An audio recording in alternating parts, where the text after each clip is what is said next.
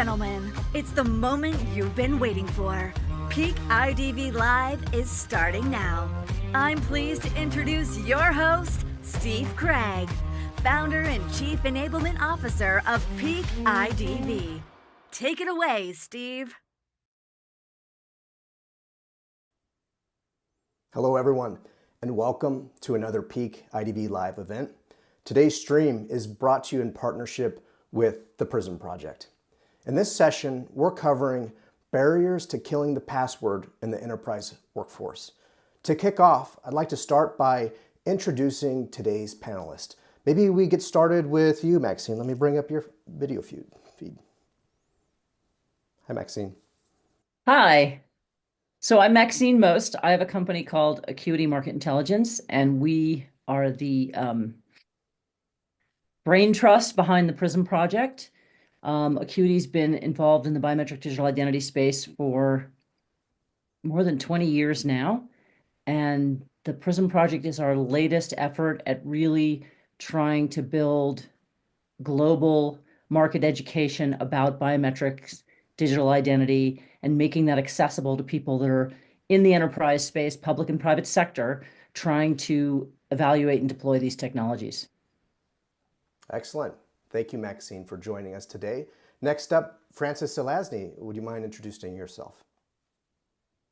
Hi, everyone. I'm Frances Zelazny, co-founder and CEO of Anonybit. For those who are not familiar, Anonybit is a decentralized biometric identity platform that uses a very unique way of storing and managing biometric data to allow organizations to safely and securely deploy biometrics and solve some of the most challenging problems in identity today. Wonderful. Thank you for joining today's event, Frances. And finally, Adam, could you introduce yourself to our viewers? Absolutely. Great to be here. Thank you very much, Steve. Adam Philpott. I'm the CEO of Fingerprint. We're a biometric company, historically in the fingerprint biometric space, sold over 2 billion sensors over our lifetime, but very much moving more broadly into biometric identity as well. My background is in cybersecurity, so I come from a slightly different perspective in terms of how I think about the role of identity in a cyber architecture. Excellent, excellent. Well, here's today's panel. Thank you all for joining. Figured we could start today's session off with a little bit of levity. I know passwords are a heavy topic. I want to share this clip with those watching that I posted on LinkedIn last month, and it reached over 83,000 people. It had a ton of reactions. It was reposted. I think it really hit a nerve for a lot of people that were coming back from holiday and going into the workforce realizing, wait a second, maybe I forgot my password. How do I get back to work? So let me run that clip for our viewers so they can join along with us. I saw that Microsoft will no longer require users to enter a password to access their accounts. Ooh. So instead, you're going to have to use either an app or a verification code or facial recognition. Like new technology. I'll show you how this thing works. It's very simple. All right, so I'm going to go on to the Microsoft homepage. Sorry. Click login. Oh, I get this notification. A verification code has been sent to your email. Oh, great. So let me go to my Gmail and log in. Enter the password here. And it says, check the Google Authenticator app for verification code. Oh, that's right, I had the two-step verification on. Yeah. So let me get to the app and get that. It's so easy. All right, there you go. It's just this app says, in order to proceed, please identify which of these images contain traffic lights. That's easy. I mean, I'm not a robot, so great. Now I have the verification code, and I can go back to Gmail, which says, a new device just signed into your Google account. Please answer a security question to proceed. Well, that makes sense. It's a new phone, so I didn't even think about that. Let me see what the security question is. Who is your favorite member of the Roots? Let's see if there's a different question there. But, well, you set that as your question? That means you must have an answer. Yeah. Wait, who is your favorite? I bet it's Mark. No, I didn't set that up. It must be the default question. I don't have a favorite. Let me just ask you for a new question. What is your tallest middle school teacher's middle name? How the hell am I supposed to know that? Let me ask for a third question here. You have run out of questions. Verification code has been sent to your emergency contact. Oh, hey, I got your verification code. Ah, I knew it. All right, fine. Mark is my favorite. What's the code, Mark? 1 second. I have to log in, see it to my account to see it. It says, in order to proceed, please answer the riddle. If you want to use me, I must be broken. You must abuse me before I can open. What am I?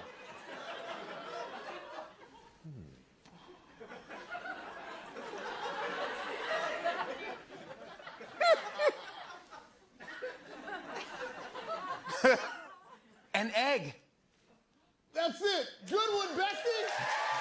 Thanks, Betsy. Okay. The code is 146589. Great. Now I'm in my Gmail. All I have to do is find my verification code for Microsoft, and we're good to go. Here it is. It says, your verification code has expired. Please check. I'll do it later. Either way, technology is awesome. Great. I'm so excited. I think we've all been there, right? Never Sadly, gets yeah. Sadly, that is actually what happens. I mean, I think about myself running around the house trying to go from device to device, trying to find the right code to get into my accounts. It's kind of ridiculous. And I'm Especially when I surprised- haven't moved, I haven't changed my device. I'm on the same IP, and nothing in my world has been modified. But the powers that be have decided that I need to verify myself again. Or what about when you have to do a banking transaction, and every single transaction, they ask you for a code and a code and a code and a code? It's like, I already. I was away on holiday over Christmas, and I heard people complaining about when they were going to get back to the office, they would have to reset all of their passwords, and what a pain that was. So very much a lived experience, I think, Steve. Yeah. Well, I'm surprised the industry hasn't evolved to riddles. Like they made a joke in that, where you have we have passphrases, but maybe you have to answer complex riddles. Riddle me this, right? I mean, Exactly. Yeah. Well, that was about 3 minutes, and I wanted to use that in the session because we all know what the experience is like from a user standpoint, because we've all been users. But I think now we could get into the nitty-gritty of passwords beyond these obvious user experience challenges. What's at the heart of the problem? Maybe Adam, you could kick us off. Yeah, I mean, I think they had it was a really cheap way of saying, okay, we think about something I know, something I have, something I am, right, as pillars of identity. It's a really cheap way of doing it. Everybody can put a password in. But it came from a time when there were way fewer devices, way fewer services, and so it served its purpose back then. But like anything, as the world evolves, we kind of accrue tech debt as we go. Things that solved a problem once start to become a barrier to the way we solve things moving forward. And I mentioned in my intro, I'm from a cyber background. You look at passwords today, no one can remember them. So there's too poor a user experience, and it gives rise to this cottage industry around them of things like password managers, which are also now being targeted in breaches. So there's this real challenge around actually the usability and the user experience of them. But the reality is that they're there for security, but they're not very secure. You read any, breach report, take the DBIR from Verizon or from, Google, from Mandiant and the former team known as Mandiant. Every breach comes back pretty much to a password. So they're no longer fit for purpose from that perspective either. So, what served us once no longer serves us, and it's time to move on in a way that's more secure and more user-friendly. Yeah. Francis, what about you? What are you seeing in the market from these enterprise challenges with password? I'm seeing a real desire to try to move away from passwords. Obviously, passkeys, especially in the last year, have become more and more popular, driven by the big three, Apple, Google, Microsoft, and that has generated a lot of buzz, and I think a lot of will to get past all of the problems that we're seeing. But at the same time, I think the entities that are trying to implement these passwordless strategies are hitting a wall and understanding that if you can't solve for multiple use cases across the journey, and you can't deal with the Achilles heel, which is the account recovery, it raises real questions of, why do this passwordless thing in the first place? If you're just closing the front door to leave the back door wide open. So I think the industry is a lot more prepared now than it was. The stakeholders, not just the industry. I think stakeholders are a lot more ready than they were 5-10 years ago. The good news is there are technologies that are now available. And so I think that we will start to see a sea change in the adoption over the next 5 years. Adam, you'd alluded to the fact that there are a lot of solutions out there, from password managers to different approaches. One of the things we discussed in preparing for the stream was just the fact that the fraudsters are also equipped, and I've got a visual here that we're all too familiar with, this have I been pwned process of the fraudsters almost gamifying their joy in getting access to these things. So what's your perspective on that side of the world? Yeah, I mean, look at the phrase itself, pwned, password owned, that's the kind of crown jewels of getting into any account, whether it's privileged access or just any way to come in and move laterally. So I think it shows that passwords are very much, part of the problem here. And as we think about identity, I am not equal to a phrase or any type of numerical code. There are other ways of doing things. I think what we've seen is the whole industry has grown around this then to try and mask the problem or overcome the problem without addressing the root cause of the problem. We talked about things like password managers, for example. There are other good solutions out there. Things are changing. I agree with Francis.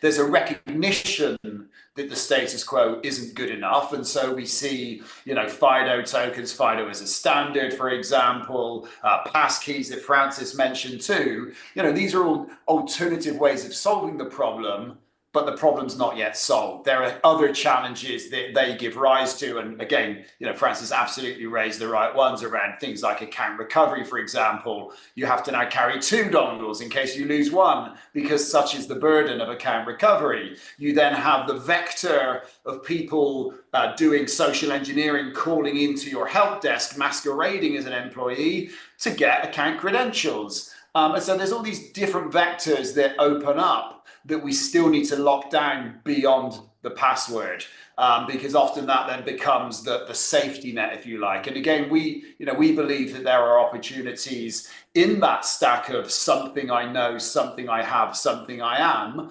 particularly in the latter, something I am.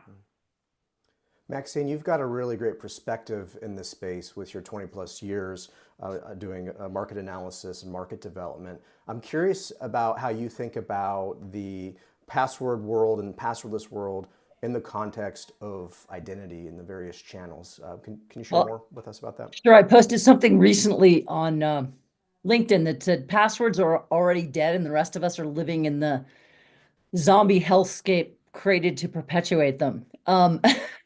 And I think that the video at the beginning of this discussion, really exemplifies that. The bottom line is that in 2013, the FIDO Alliance was formed with the moniker "The Password is Dead," and we can't seem to rid ourselves of this addiction. And I think it's pretty clear that passwords are ineffective. And I think something that Adam said is really important. Passwords were developed at a time when the biggest problem in computing was 2 machines sitting in the same room that couldn't talk to each other.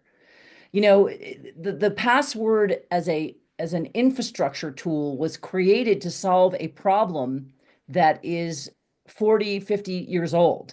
And so part of the issue is we have built an infrastructure around technology infrastructure around that foundation that just no longer works.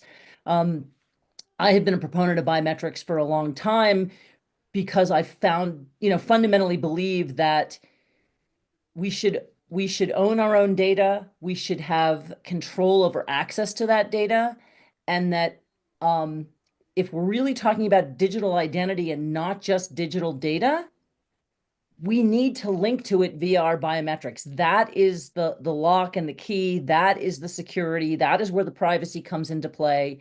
I don't really think there's any other way to talk about digital identity, because if you're not talking about linking humans, or as one of my colleagues likes to say, carbon-based life forms, to actual data, if that link is not there, then you don't have a digital identity, you just have data.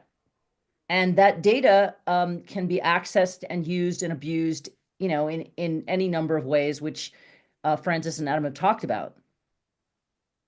I wonder if you could spend some time taking us through your identity hierarchy that you have in your PRISM reports. I think I have a graphic for that I could pull up as it relates to some of these topics that you've just covered. Yeah, so the basic idea between the basic idea of the hierarchy is the identity hierarchy is that in order to actually establish a trusted, secure identity, you have to have the human at the center. You have to link that person to their digital data in a foundational way.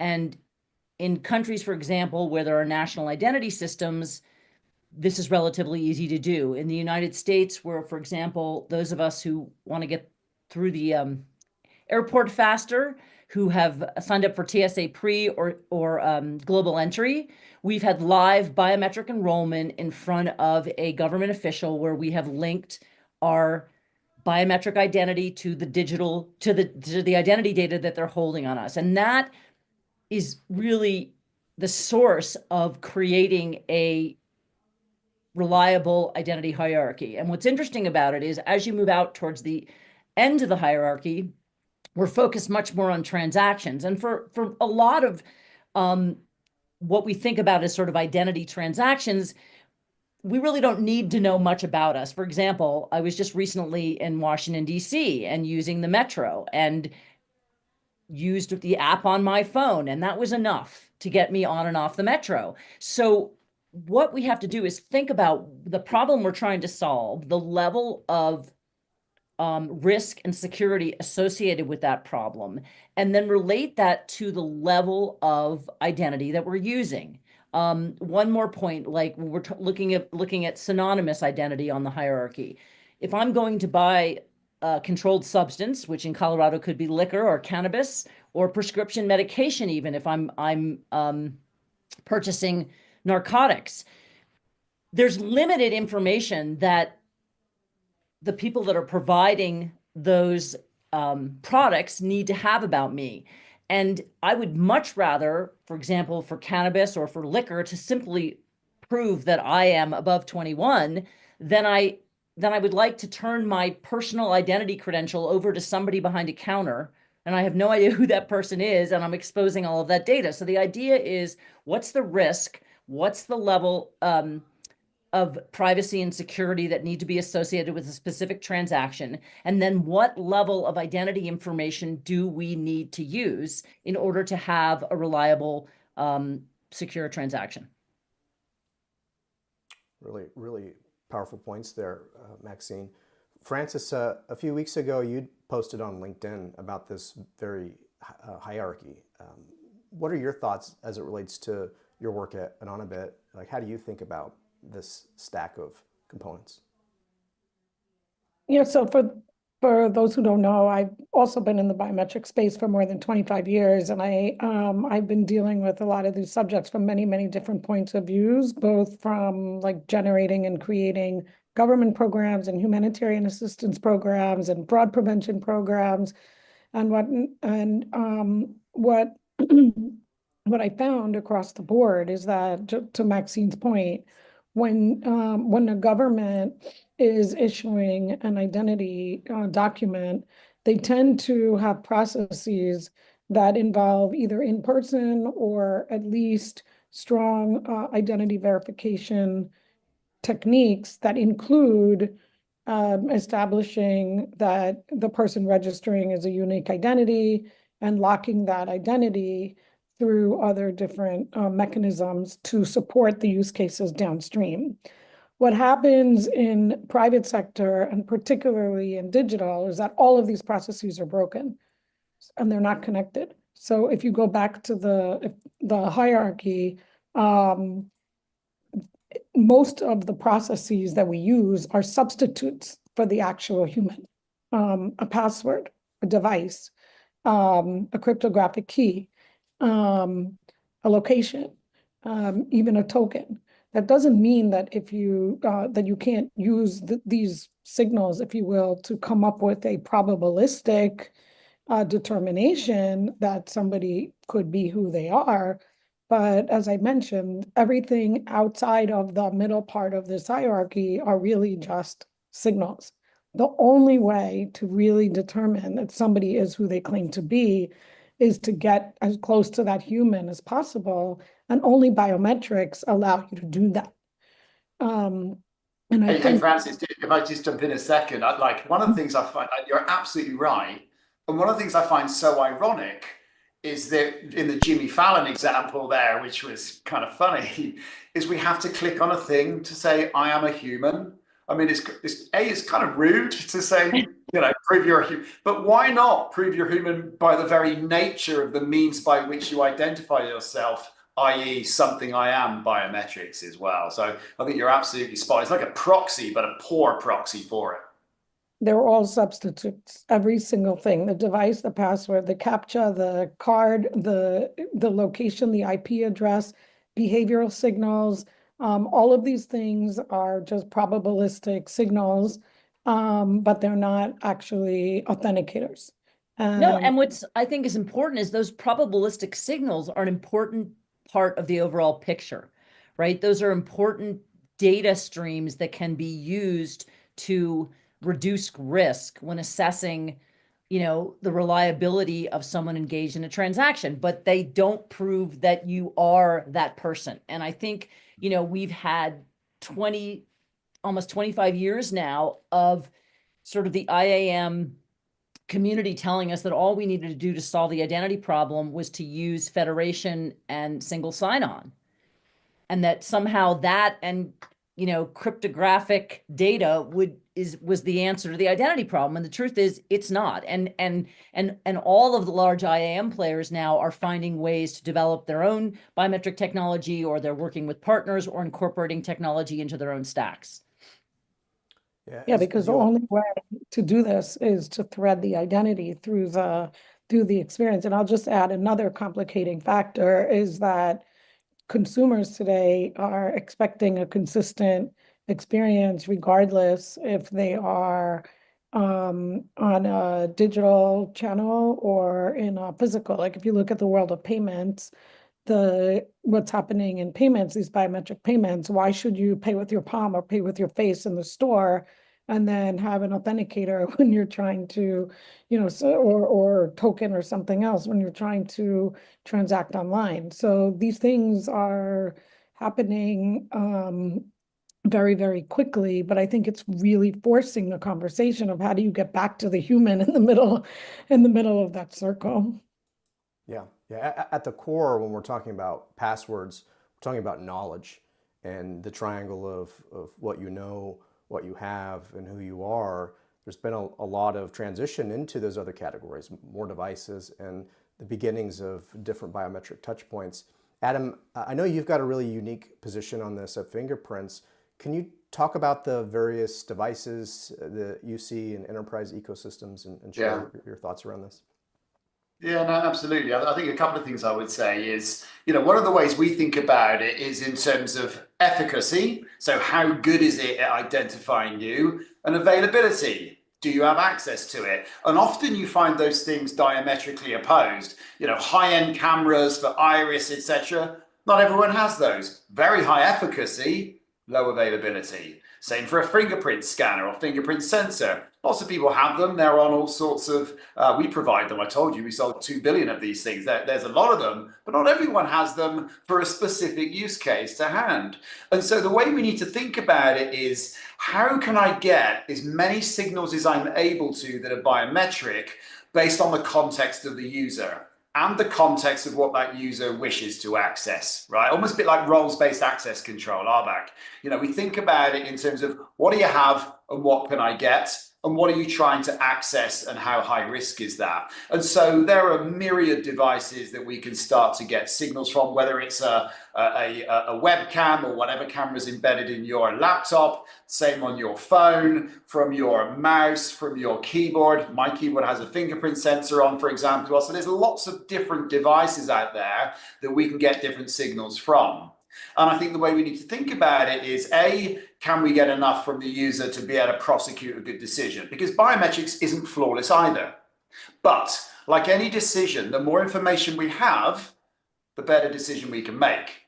But what we're also thinking about is, how do we make the best decision whilst maintaining a user experience? Because in cybersecurity, if you start to make it too difficult for the user, they will find ways around it. And that's not good either. You will impact your business by having such poor productivity that your security practices are breached by the very users who are seeking to protect them. So, you know, that's the way we think about it. Having those streams to triangulate, make really good decisions, being aware and adding friction where we need to, like a credit check, for example, great place to add friction if you want to make sure you're making a super smart decision. So, you know, thinking about what streams we get, triangulating those to make a great decision, and then thinking about how many signals we need based on the risk of the resources a given user is looking to access.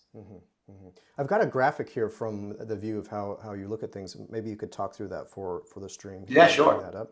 Yeah, and so what I've spoken about is what we call edge. And I think kind of Maxine touched on this, Francis touched on this a bit as well. You know, this is the point at which you transition from being human to digital. So this is the nexus between your actual self and the digital ones and zeros interpretation of yourself. The point where you apply your fingerprint, the camera image that's taken of you, etc. So any behavioral telemetry that comes from you. So that's all edge. And it's, you know, it's important to be able to triangulate between those and use a number of those to be able to do it. The higher efficacy, you can get away with just a fingerprint or just an iris scan. As you come down efficacy, you may want to use multiple streams in order to make a really strong decision. And of course, you definitely want to do that if it's a high-risk asset you're seeking to access. And then we come on to the right side, and this is where our partnership with Anonybit really comes to the fore, because it's all well and good to transmit a signal, but who's receiving it? How is it being injected into the workflow so that we can use that instead of something I know, passwords, or instead of something I have, which I may lose? So we think about it in that way, and this takes us into the whole identity cycle where we join up the whole user experience, all the way from the first time we see them, think about eKYC, IDV, onboarding, call it what you will,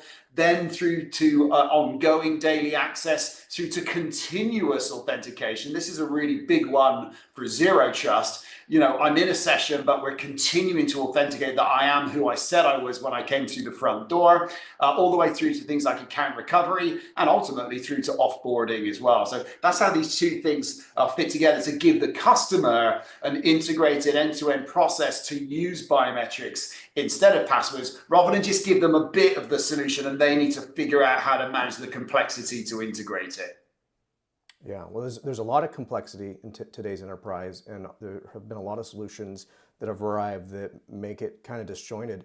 Francis, I'm curious on your perspective on what you're seeing from these various touch points. Also, I know you're pretty connected in the FIDO ecosystem with passkeys. Can you share more about how those two things are starting to impact enterprise? Yes, I think there's a lot of interesting things about that slide that gives people something to think about. So first of all, a lot of the biometric readers today, the templates are on the devices.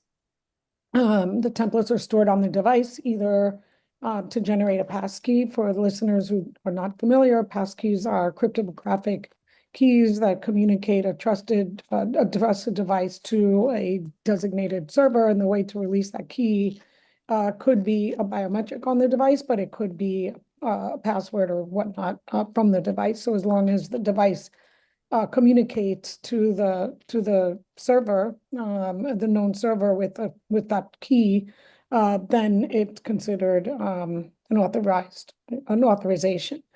But in this case, the template, the biometric template, is on the device.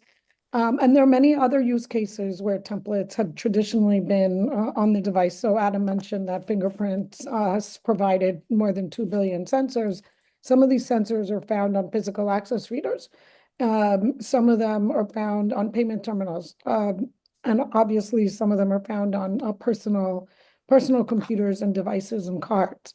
In all of those cases, the templates generally used to reside on these devices themselves. And that means, so from a passkey perspective, that means that you have to trust whoever is behind that device, and you don't really know who's behind that device. But more importantly, when we talk about enterprise use cases, the fact that these the biometrics are on the device means that you're always beholden to that device, and you can't employ use cases that don't rely on the device. And sometimes there is no device, and sometimes there's a shared device. Like in a workforce situation, think of bank tellers, think of call center agents, think of employees in retail stores. There are plenty of use cases where there are shared devices.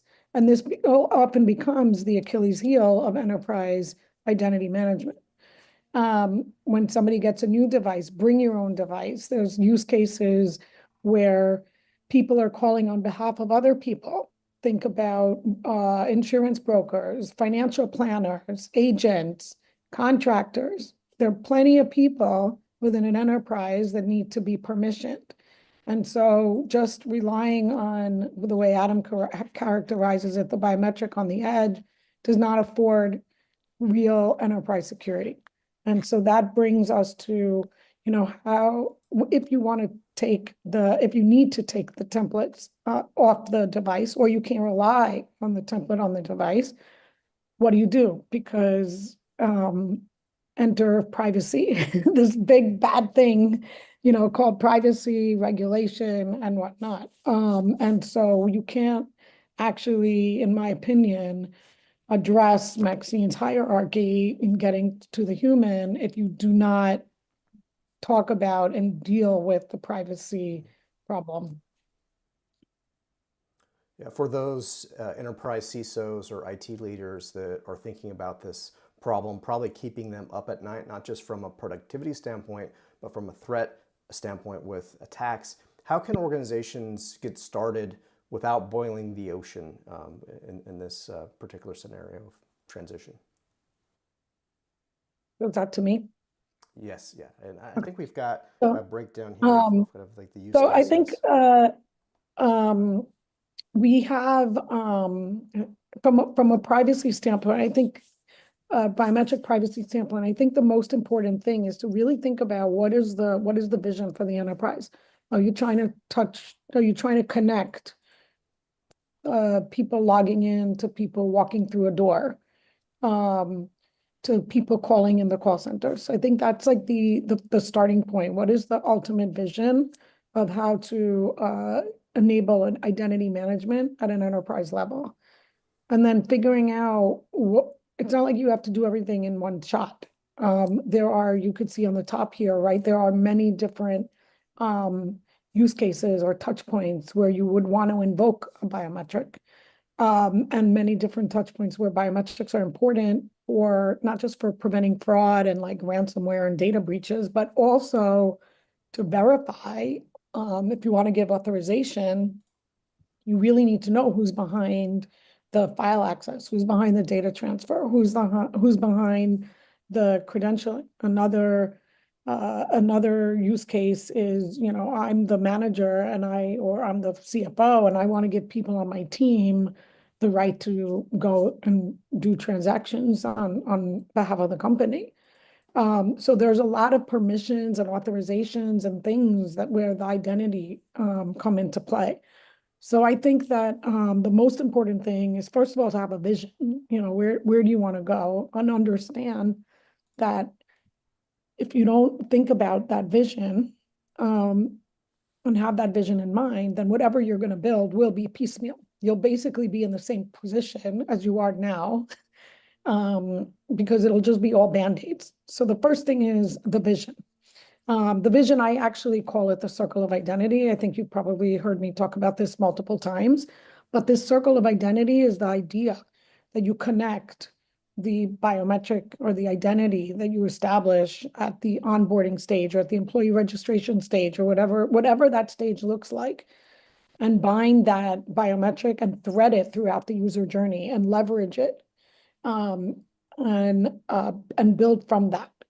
So the starting point could be at the onboarding stage, just at the registration stage, establishing a unique identity in the system. People may have multiple permissions, multiple devices, multiple credentials, that's all fine.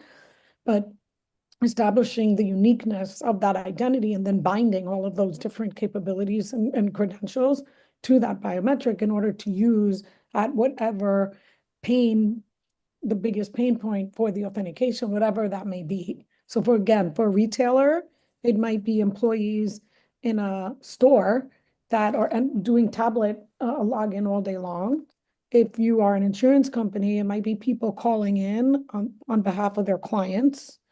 If you are an enterprise CISO, it might be just really locking down the network to save money on all of the costs associated with managing passwords, resetting passwords, and things like this. So every organization has their pain, how they define their pain, but it really boils down to what we saw in the video in the beginning. So that's usually my advice, is have that vision in mind, have this circle in mind, and then figure out what is the initial touch point that would solve the biggest pain. And once you've started to create this system, it then can be invoked in the future. It's not an investment that gets thrown away. It's the gift that keeps on giving as you think about the different use cases in the enterprise that can be solved. And Francis, I would add to that just one other thing, Steve, if I may, and that I think identity's become the weak link in cybersecurity, because we talk about identity. Look at zero trust. Never trust, always verify. That's the tagline for zero trust. And so we're talking very much about identity at the very core of today's premier architecture in cybersecurity. But then we forget about, well, where does identity come from? And today it's primarily password. So I think there is a burning platform here that needs to be addressed. There is a strategy that's needed here, because if zero trust is based on identity and today's identity is based on passwords, we've built a house on sand. And that's Maxine, identity hierarchy. Yeah, well, what are some of the ways that you're seeing this technology start to roll out, like a best practice for starting to embed these passwordless methods, to embed some of the biometrics technology within existing infrastructure? Adam, maybe you can kick us off on that one. Yeah, I mean, I agree with some of the things Francis has touched on. You don't have to start everywhere, but you do have to start somewhere. So I think it's picking whatever the key pain point for you is, to look at, the vulnerability that you have in how identity is delivered today in your organization. I'll give you an example. We've seen lots of breaches where the help desk is contacted for account recovery, and they give credentials to people with malicious intent, bad actors. That may be your pain point, is how do you secure that process? It may be how do you make the account recovery process more efficient? It may be more on your general day-to-day identity and access management, moving away to passwordless there, for example. It really is specific to you as an organization where your pain is. That's where you start, right? And so I think that's an important thing for organizations, to have a strategy around identity, to recognize that it is a vulnerability in their cyber posture, and to start somewhere and then build out around that. I think what we're able to offer more than ever before now, particularly in this partnership, is a more joined up approach to that. So you don't have to go out and try and puzzle it all together yourself, but you can now consume it in a more turnkey manner. Well, as we get to the end of our time allotted for the stream today, I think it's a great segue to talk about the partnership between Anonybit and Fingerprint. So perhaps you could kick us off there, Adam, and then I'd love your perspective, Francis. And I think I've got the press here on that. There you go, the partnership. Yeah. I mean, I kind of feel like I just said it. I think I jumped the gun on that one, but I think it's a really powerful, better together story. Because at the end of the day, the consumption experience matters to our customers. It's not just getting to the UX, the user experience around how they, verify their identity and using something I am and biometrics to enable them to do that much more seamlessly for them and much more securely. But an enterprise has to then consume that into their enterprise stack. And Francis had a slide on that, a little bit earlier. And so I think what we're able to bring, which is really powerful in this partnership, is a combined approach to making it much, much easier for, enterprise decision makers, IT decision makers, cybersecurity decision makers, make it much, much easier to integrate into their existing enterprise stack and get where they haven't been able to get before. So I think better together is just a really, really powerful part of this partnership. Francis, what are your thoughts? Yeah, so Anonybit was designed to be an enabling technology for those who were around when I first launched the company. When we first launched the company, I said my vision was to enable industry, to deliver privacy by design to the market. Because I really fundamentally believe that until and unless we address the biometric privacy problem, we will be standing in place. So by being able to take biometric data and make it safe and secure to use, to be able to support different use cases like blocklist checks and deduplication and logical access and physical access and call center authentication and whatnot, all through a privacy enhancing framework, that creates the opportunity for these kinds of partnerships. Because I don't want to speak for Adam, but I think that as a company that is shifting strategy from hardware and edge to something more complete in 2025, something that's not privacy by design is just not going to fly. And so I think this does speak to the mission that we've set out for. This partnership represents exactly why we're in existence, and the fact that we can support modalities, different modalities like the algorithms and the capabilities that Fingerprint generates, means that we're able to be a natural partner for that, because we can take the algorithms, that they're developing from their fingerprint sensors, the iris algorithms and others, and allow them to jumpstart their approach into the enterprise. So I'm actually really excited about this for many, many reasons, and thankful for being selected for this partnership.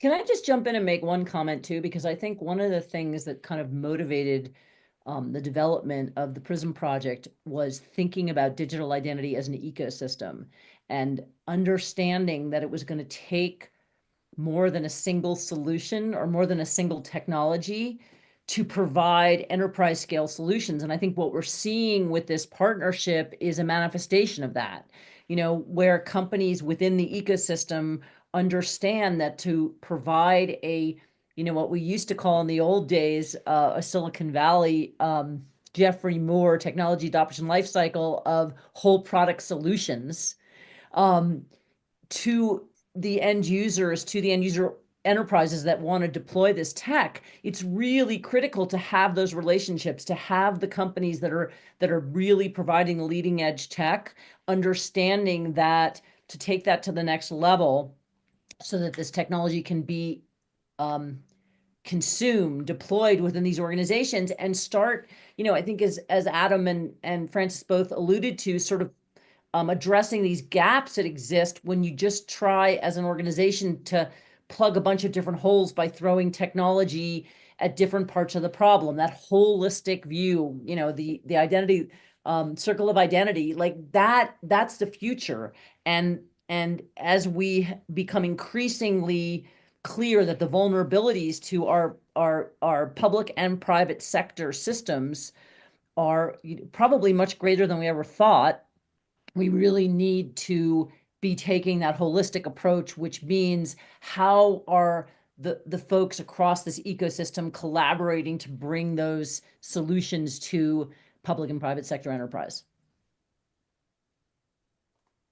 Phenomenal points, Maxine. Well, we're at the end of today's stream. For those that are watching this live or perhaps a recording or a clip, what's the best way for one to engage with Anonybit or Fingerprints? How can people learn more about starting on this journey? I would recommend a couple of things. First of all, we have a very extensive blog library where we are publishing different thought leadership, looking at different problems and how to address those problems using the technology. So I think the blog for people who want to understand a lot of foundational elements, but also directionally where things need to go. I think that's a great place to start. Also our LinkedIn, where we have a very active LinkedIn program where we try to put out thought leadership and whatnot. And I can be reached at any time, either through the website, through LinkedIn, or through my personal channels. The email is francis@anonybit, ANONYBIT.io. Awesome. And I was gonna say, ironically, I was gonna say, I am a human.